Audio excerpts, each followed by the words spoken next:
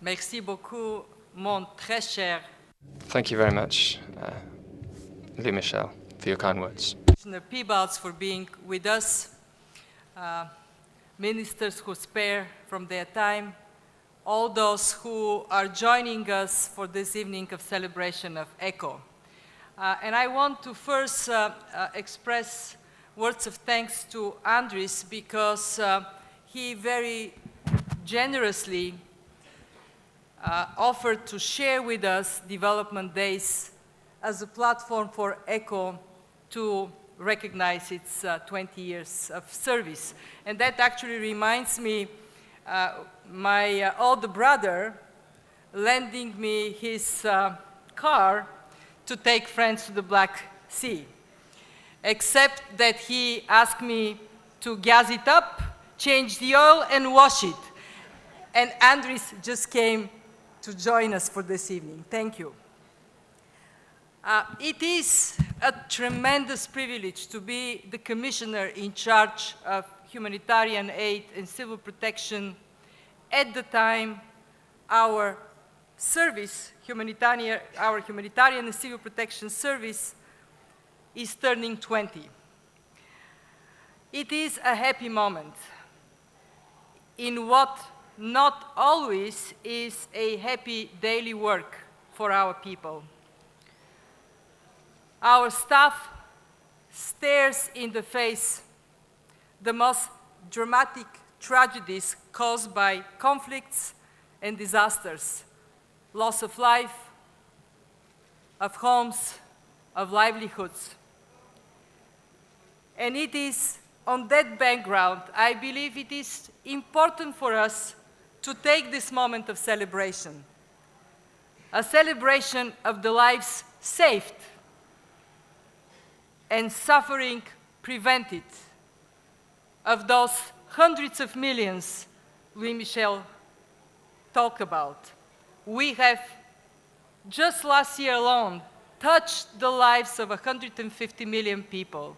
Over our existence, we have been on the front line in 140 countries. It is a moment of celebration of the generosity of our citizens who make our work possible. It is on their behalf and it is with their sacrifice, especially during these harsh times, that we are able to provide much needed assistance. 14 billion euros over the 20 years we celebrate today.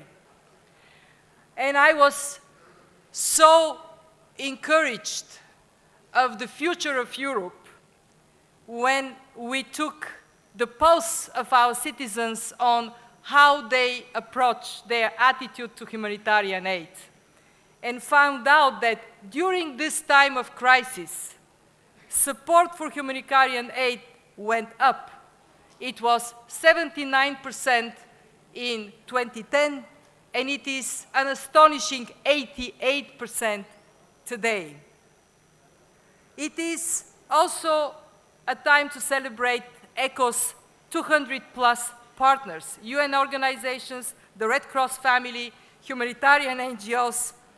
Their staff confronts the awful consequences of nature and man, of disasters and conflicts. They pick up the pieces when politics fails. Yes, we don't provide the solution. What we do is a band-aid, but it is life-saving, and it also gives hope to people that solution will be found. Their staff is with the victims when the cameras leave, and sometimes they leave and there are decades of continuous suffering. It is a moment to celebrate our team, ECHO staff. In Brussels, 300 of us, 440 in the field. And we also celebrate the arranged ECHO marriage of civil protection and humanitarian aid, through which our civil protection team actually gained 10 years of experience because they're only 10 years old on their own. 20 years ago, ECHO was small. ECHO was actually very small, a dozen people. They were mobilized to help when former Yugoslavia started burning. And they were in charge of European relief in these early days in '92. And I am told the following story, that to provide support, 4 Englishmen and 4 Frenchmen were sent on 2 trucks. Well, so these are the people we are helping in the Balkans. I'm sorry it comes a little late.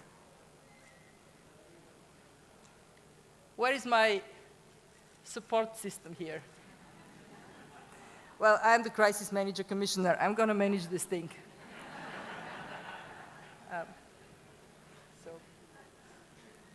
It's over there behind me. Okay. Next? No, No? next. No, next. Next. Well, it's going to come.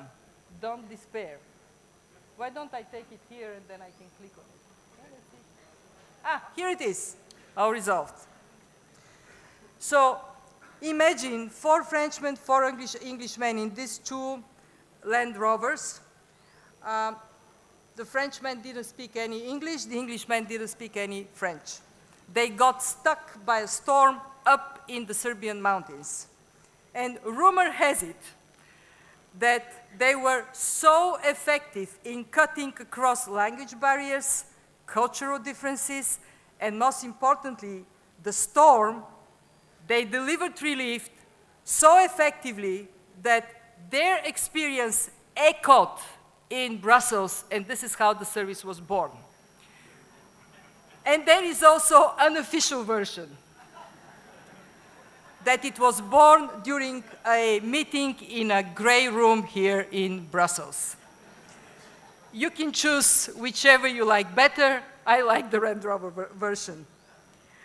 And moving ECHO from where it started with this dozen of people to where it is today required a lot of push and pull and heavy lifting. But then a Wonder Woman arrived on the scene, Emma Bonino, the only other commissioner who had humanitarian aid in her portfolio, plus fisheries and consumer protection. But she really cared most about humanitarian aid. And among her most impressive achievements was that ECHO became the biggest humanitarian, one of the biggest humanitarian donors. It got global plans to program resources better. It got a humanitarian aid regulation as a platform to do work. Then the focus which I hold today on forgotten crises, that we should dedicate at least 15% of our budget for crises nobody remembers exist, came. She put together the Deep ECHO program on disaster risk reduction. But more than anything else, she was incredibly brave. So brave that she got herself actually for a couple of hours in the hands of the Taliban. She came out of this experience absolutely dedicated to fight for respect for international humanitarian law, to fight for the visibility of humanitarian workers, for their protection, for their safety. And I can say that we took this seriously, we continue to hold on it, and our Don't Shoot campaign last year, this year, does bring attention to the fact that humanitarian workers have one of the most dangerous professions in the world.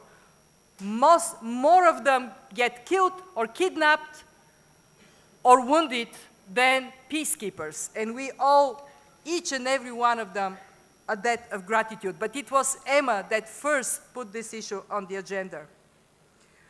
Emma was followed by commissioners who had both humanitarian aid and development in their portfolios. Among them was Paul Nielsen, who developed the policy on linking relief to rehabilitation and development, something we have discussed quite a lot today and will be important to pursue. But during his time, Paul Nisse's time, another thing happened. Well, actually, sorry, I forgot to say this. Emma did also something wonderful for us humanitarians on the heavy lifting issue. She created eco flights and our ability to reach to the most difficult destination in DRC, in Sudan, to reach out to people, but also to bring relief in larger quantities. And then Paul Nielsen came and he said, well, you know, this thing with heavy lifting, it has to be strengthened.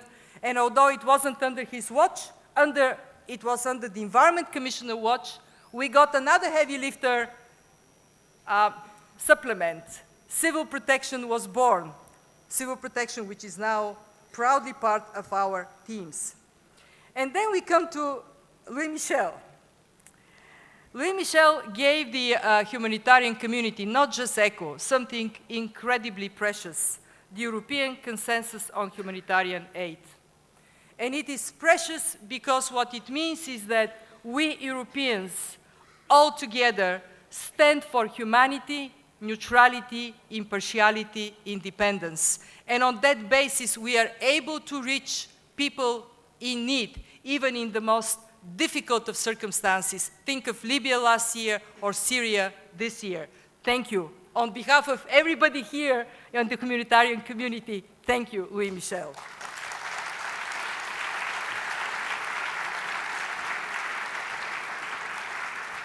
But Louis Michel was also not afraid of heavy lifting. He did some of it himself. What he did was he actually put a lot of focus on large-scale emergencies, and he was the commissioner that made focus on policies as important as focus on operations. During his time, sectoral policies on health, on cash and vouchers, on water and sanitation were added to the operational skills and capabilities of ECHO. So, on this road, this takes us, and actually there was a commissioner after him, Commissioner de Gucht, who faced Haiti in the early days, and I'm very grateful to what he did before my arrival. And this takes me to where ECHO is today and where it is headed. ECHO is a principled donor, capable of delivering in the most difficult of circumstances, substantial amount of life-saving support, food, water, medical care, protection, shelter, 1.1 billion in operations just last year. ECHO has integrated civil protection. This is a capacity to deliver in-kind assistance to complement humanitarian aid, but also a capacity for us to learn from others and build a stronger Europe in the face of more frequent and more devastating disasters. And we are also proud to be leading in policy terms. And I want to focus on two policies where we Europeans have made a real difference in the lives of vulnerable people. The first one started during Louis Michel time, and this is our food assistance policy. Andres and I were already in office when we managed to see the fruits by having a communication on food assistance for Europe. And what it does is very profoundly fundamental for the link between relief in development. And it is no more we send to vulnerable communities our agricultural surpluses. We provide them with cash and vouchers so they can buy food locally, and in this way we don't end up helping the people but killing the local farmers. And this year in August, our European food assistance policy has become the norm for the world through the change in the Food Convention, which is now in a process of being signed. And actually, I rushed to New York. Now, shame on me. I rushed to New York so the EU could be the first to sign. And Japan beat me, so we were the second to sign. But on the other hand, Japan is a great country and fabulous partner and great donor, so all the power to them. Now, for those of you who are Europeans, please check, I'm giving you a bit of homework. Please check whether your country has signed the Food Convention. That must be done by the end of November. And if your country has not done it, write to your ministers, because it is a case when we can take credit for a really good step in policy, and we should do so. And my second policy example is on resilience, the topic that Andris and I can now present as endorsed by the development ministers, something that happened just last evening in Luxembourg. The picture if I succeed to get this thing, okay, once again, here it is. The picture I'm showing you here is from Chad. This is a project we are supporting, small-scale irrigation, that allows communities to buffer the drought when it comes. And I can tell you, I still have at home, I bought some veggies from the women in this community, and I keep it there just as a reminder that we may not be able to stop natural disasters, we may not be able to stop drought, but we sure can prevent it from turning into a humanitarian catastrophe. We sure can work in a way that allows communities and countries to be stronger in the face of inevitable trend, more frequent, more devastating disasters. We have a lot of work to do in front of us. We must stand for international humanitarian law. We must worry about asymmetric wars, non-state actors. We must be mindful of the fact that the world may be richer, but it is also a more fragile world. But what actually touched my heart most profoundly is the necessity for all and each one of us to recognize that today we are not winning the war against hunger. We are not winning the war against malnutrition. We are not winning the war against poverty. And that means we have to mobilize, work together, do more. And I'll tell you my personal, the story that shook me to my very core. It is this story. I'm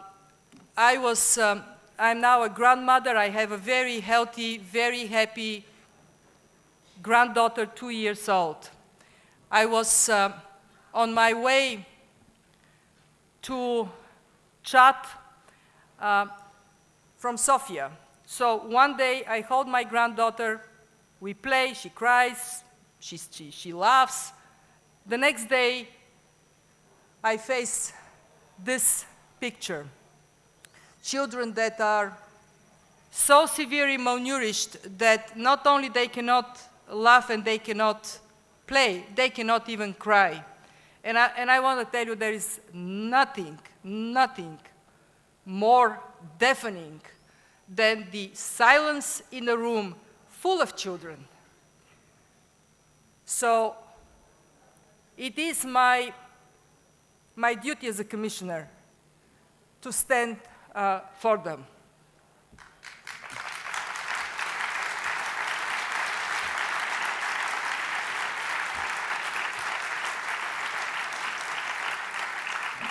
And it is also my consciousness as a grandmother.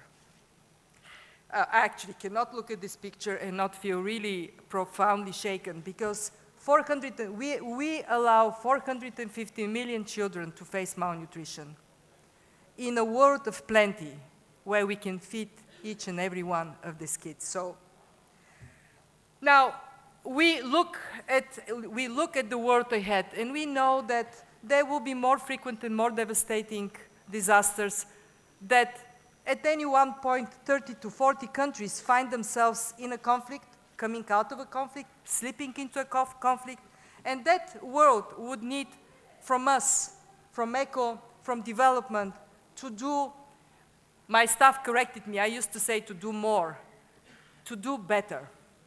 And to do better means to work together, to look for synergies when we can achieve more by using our money in a smart way, by doing smart aid. We need to do better by working with other donors, including emerging countries. Well, China, Turkey, Russia, Brazil, even India, these are countries that are growing. They have more capacity. And it is important for us to be able to excite them to do better and to do more. With more wealth comes more responsibility.